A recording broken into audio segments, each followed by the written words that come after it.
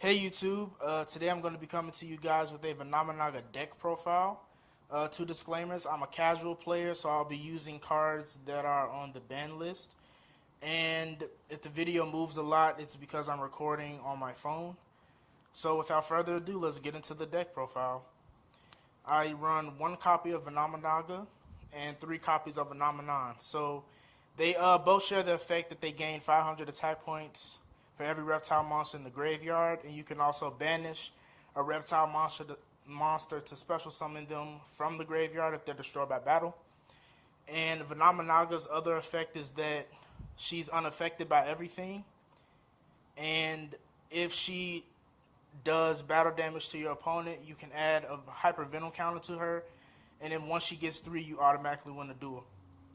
And then the next card that I run,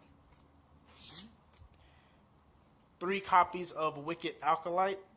So I like this card just because it's a free summon. If I have 5 or more cards in my hand, I can normal summon this card without tributing, and it's a 2500 beat stick.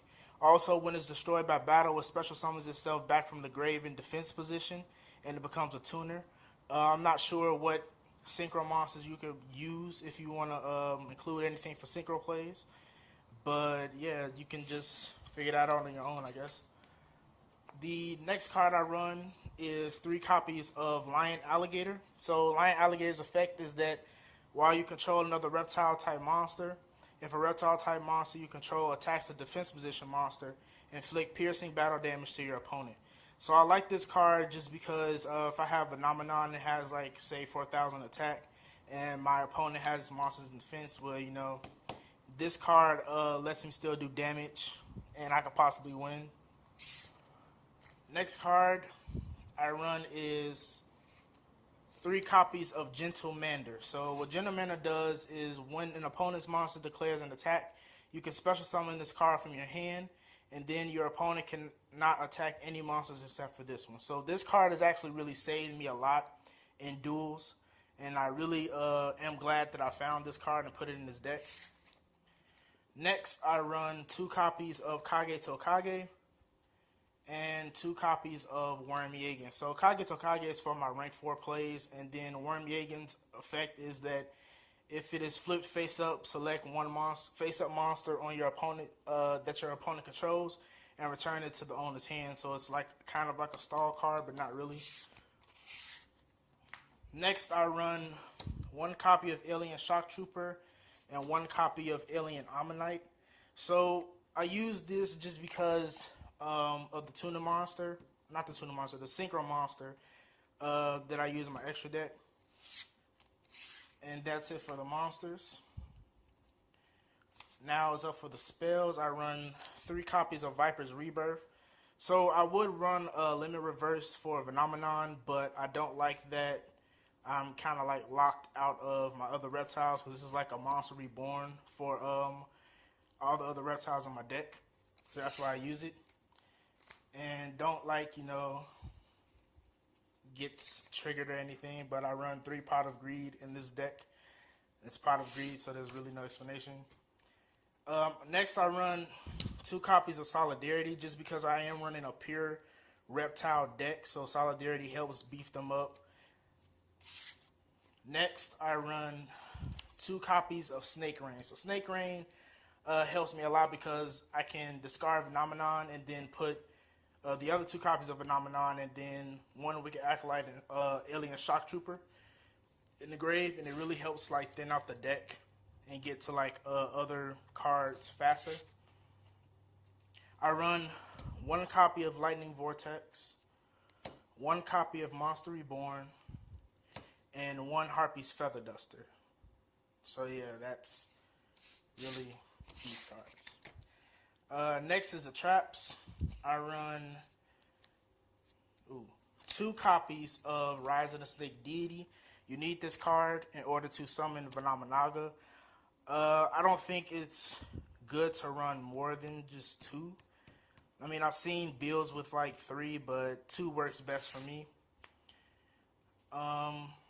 Next up is 2 copies of Ojama Trio. Now, I know links are out, so this is like a bad thing to do. But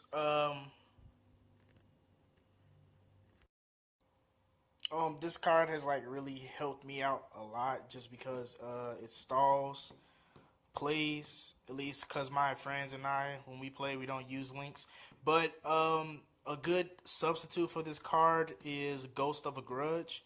What Ghost of a Grudge does, if your opponent has 8 or more cards in the graveyard, you can reduce all attack position monsters that your opponent controls to 0. So that's like a good card to substitute for a Ojama Trio. Next, I run 2 copies of Quaking Mirror Force. So this is like another kind of like stall, sort of, just because flips your opponent's monsters face down. And this is where Lion Alligator shines, just because it gives the piercing.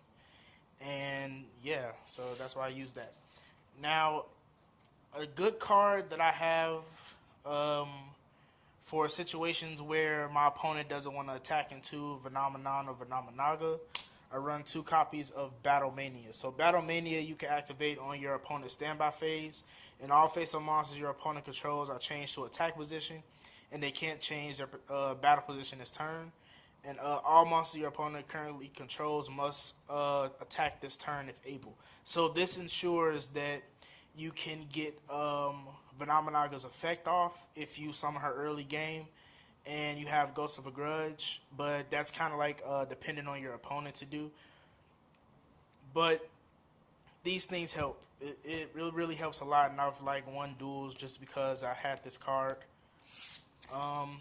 The next card that I run is 2 copies of Solemn Judgement, and I comboed that with 2 copies of Rainbow Life. So Solemn Judgment I just like a lot just because it negates the summoning of a monster and the activation of a spell or trap. But the cost is like paying half my life points, so that's why I kind of have Rainbow Life. And then also you can use Rainbow Life in combination with Battle Mania, like if you're low on life points, because this card says like, you know, whenever you would take damage, you gain that amount of life points instead. So if your opponent has like a lot of high attack point monsters and you have low life, you can use Battle Mania to force your opponent's monsters to attack you and then gain life points if they don't negate it with a hand trap or anything else.